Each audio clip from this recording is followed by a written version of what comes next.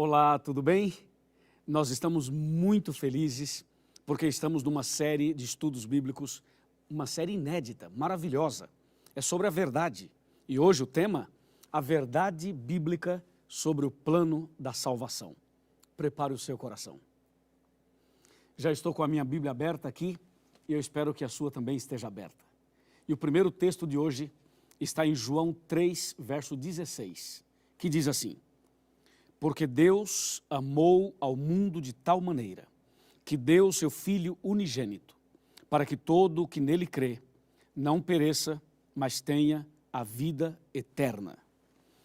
Que texto doce, não é? Que texto maravilhoso. Ele fala do amor de Deus e da salvação. Agora, para você entender melhor esse verso que eu acabei de ler, é importante saber por que a Bíblia fala em plano de salvação. Você sabe que só existe salvação porque existe a perdição. Ou seja, uma pessoa só poderá ser salva se estiver perdida. Então, antes de você entender o plano da salvação, é preciso reconhecer que você é pecador. Veja o que diz a palavra de Deus no livro de Romanos. Eu quero ler com você Romanos, capítulo 3, versículo 23. Olha que texto importantíssimo. Diz assim: porque todos pecaram e carecem da glória de Deus. Olha agora Romanos 5, verso 12. Diz assim: porque assim como por um só homem entrou o pecado no mundo e pelo pecado a morte, assim também a morte passou a todos os homens, porque todos pecaram.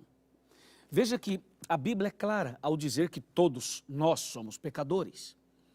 E quando a Bíblia fala que todos pecaram, aí nós temos que analisar um outro texto de Romanos 6, 23, que diz assim: o salário do pecado é a morte, mas o dom gratuito de Deus é a vida eterna em Cristo Jesus, nosso Senhor.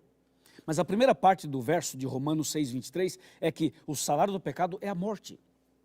Mas que tipo de morte? Qual é a morte que é o salário do pecado?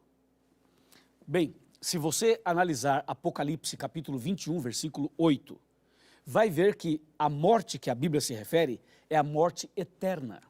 A morte eterna aparece na Bíblia como sendo o salário do pecado. Em outras palavras, como você e eu somos pecadores, nós estávamos condenados à morte eterna, que é o que está em Apocalipse 21, 8, com fogo e enxofre. Agora, eu pergunto, você considera-se um pecador? Você realmente reconhece que você é um pecador, uma pecadora? Eu reconheço, eu sou pecador. E todo ser humano é pecador. Agora veja, qual é o seu salário? Qual é a sua recompensa como pecador? É a morte. E estou falando de morte eterna. Agora vem a pergunta, você quer morrer eternamente? Pergunta para mim se eu quero morrer eternamente. E a resposta é não. A sua também é não. Ninguém quer morrer eternamente. Ninguém quer morrer de maneira nenhuma. Então aí é que vem a intervenção, a ação, a obra, a manifestação de Deus. Então Deus entra em ação para salvar você, para resgatar você da morte eterna. E só havia uma maneira de salvar o ser humano da morte eterna. A única maneira era Deus tornar-se homem e morrer em nosso lugar. Por quê? Porque o pecado nos trouxe uma dívida. E essa dívida era impagável, nenhuma pessoa poderia pagar essa dívida. A morte de um anjo não pagaria, a morte de todos os anjos também não, a morte de uma outra pessoa também não. Somente havia uma maneira de pagar essa dívida, só uma maneira de resolver o seu e o meu problema. Só havia um jeito de salvar você e eu da morte eterna. E esse único jeito era através da morte de Cristo Jesus. E é por isso que o profeta Isaías, no capítulo 7 e no versículo 14 do seu livro, ele faz uma profecia. E essa profecia anuncia a primeira vinda de Jesus. É o que diz a Bíblia assim, eu vou ler. Isaías, capítulo 7, versículo 14. Portanto, o Senhor mesmo vos dará um sinal.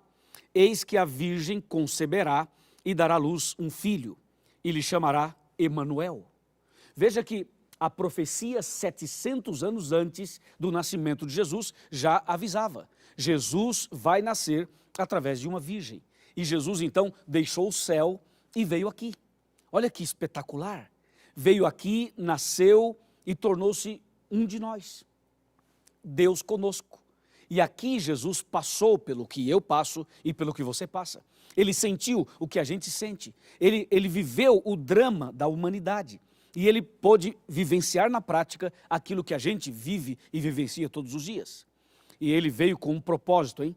Ele veio para morrer em seu lugar e para salvar você.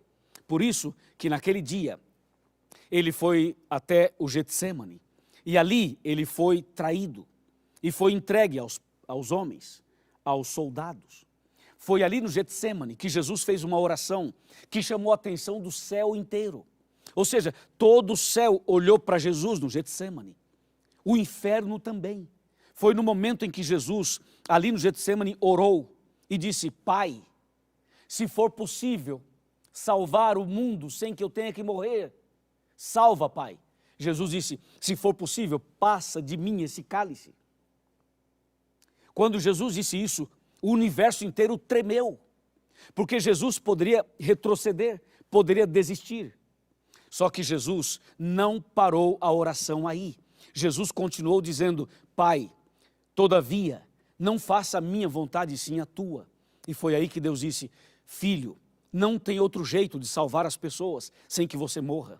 E Jesus disse: eu estou disposto a ir até a cruz. E Jesus foi até a cruz. Que momento dramático.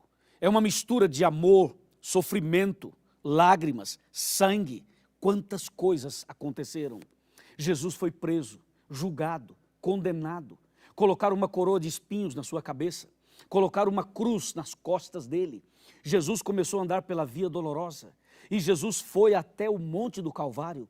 E lá ele foi crucificado entre dois ladrões. À direita de Jesus havia um ladrão, à esquerda havia outro. O ladrão da direita se arrependeu ao ver Jesus morrendo para salvar a humanidade. E o ladrão da esquerda continuou blasfemando. Então, naquela cruz, na cruz de Jesus, Jesus morria pelos pecados de todo mundo. Jesus estava morrendo para salvar a mim e a você. Mas a cruz da direita daquele ladrão mostra que um homem estava morrendo para o pecado, estava aceitando Jesus, estava entregando a vida no último minuto. E do lado esquerdo, um homem morria no pecado, morria perdido. Meu amigo, a morte de Jesus na cruz é uma chance de salvação para todo mundo. Algumas pessoas aceitam Jesus, outras pessoas não aceitam. Algumas pessoas se entregam, outras pessoas rejeitam. Eu sei disso, mas não importa. O importante é que a palavra de Deus seja ensinada, é que o plano da salvação seja compreendido, para que você compreenda e tome a sua decisão. Eu sei que nem todos serão salvos, mas eu tenho que pregar para todos. Eu sei também que Jesus tem um propósito na sua vida. Por isso Jesus morreu na cruz, por isso ele se entregou naquela cruz. Quando Jesus abriu os braços, sangrando, sofrendo, agonizante, e disse aquela frase: está consumado. Quando Jesus disse está consumado, Jesus estava dizendo o seguinte: está pago, está resolvido o problema. O ser humano pode voltar para o céu, o ser humano pode ter a vida eterna, o ser humano pode ser salvo. Jesus pagou a dívida, Jesus resolveu o problema, Jesus abriu as portas do cativeiro, Jesus então pagou aquilo que se exigia que fosse pago. Ou seja, na verdade, Jesus na cruz nos deu o direito de ter a vida eterna. Não é lindo isso? Não é maravilhoso tudo isso? Com certeza é maravilhoso. Jesus amou você de tal maneira, como eu li no primeiro texto de hoje, Jesus amou você e a mim de tal maneira que se entregou na cruz. Ou seja, esse foi um amor que não tem explicação. Eu posso ficar aqui o dia inteiro falando, eu não consigo explicar, eu só sei dizer uma coisa, como diz Isaías 53, versos 3, 4, 5, 6 e 7, sabe o que diz lá? Diz assim, resumindo, Jesus diz que ele foi conduzido, levado como um cordeiro para o matadouro. Jesus foi crucificado, sacrificado, como se fazia com os cordeirinhos. E a Bíblia diz, ele não abriu a sua boca, porque ele sabia que esta era a única maneira, a única forma de salvar a humanidade. Você não sente no coração algo diferente? Você não sente o desejo de agradecer a Jesus por tudo que Ele fez? Eu tenho certeza que sim. Eu quero te falar um detalhezinho sobre esse assunto. E para isso eu quero sentar aqui na minha cadeira e quero conversar com você. Todas as vezes que eu sento aqui, significa que queremos conversar de coração para coração. É como se eu estivesse sentado na sala da sua casa. Então vem cá, chega perto de mim, pode vir pertinho. Nós somos amigos e irmãos e eu sou o seu pastor também. Meu amigo e minha amiga, eu imagino que você está passando por lutas. Eu imagino que sua família está passando por momentos difíceis. Mas eu quero que você saiba, a grande notícia, na cruz, Jesus pagou sua dívida. Hoje, entre você e Deus, não tem mais barreiras, não tem mais nenhum obstáculo. Hoje a porta foi aberta, o cativeiro foi aberto. Você pode sair da escravidão, você pode sair desse sequestro, você pode sair dessa situação que te amarra, que te prende. Você pode abandonar esse vício, você pode começar uma vida nova, você pode ser livre, você pode ser uma pessoa feliz. Basta você aceitar Jesus como seu salvador pessoal. E não espere você ser uma pessoa boa ou perfeita, porque você não pode ser perfeito por você mesmo. Não espere que os seus problemas sejam todos resolvidos. Não espere até que a sua enfermidade passe ou a sua dívida financeira se acabe. Venha a Jesus do jeito que você está. Eu estou falando a um empresário, estou falando a uma professora, estou falando a um pastor, estou falando a um evangélico, a um católico, a um espírita, estou falando a um ateu. Estou falando a você, meu amigo, que trabalha como empregado, a você que é empregada doméstica, estou falando a você que talvez nunca estudou na vida, eu estou falando com você, Jesus ama você, olha aqui nos meus olhos, dá para olhar aqui nos meus olhos? Dá para olhar aqui nos meus olhos? Eu quero te falar, Jesus ama você, você é muito especial para Ele, por isso Ele morreu por você, por isso Ele se entregou por você, por isso Ele foi até a cruz por você. Então, não fique aí com a cabeça baixa, não fique aí desanimado, derrotado, não desista, por favor, não desista. Talvez eu esteja falando com alguém que já tentou o suicídio, ou alguém que tem esses pensamentos suicidas. Meu amigo e minha amiga, hoje é dia de salvação, hoje é dia de boas novas. Deus amou você de tal maneira que morreu na cruz por você, e depois ressuscitou por você, e agora intercede por você, e em breve voltará para buscar você. Eu aceitei Jesus na minha vida. Eu entreguei minha vida a Jesus. Você também deseja aceitar Jesus hoje? Deseja aceitar Jesus como seu salvador pessoal?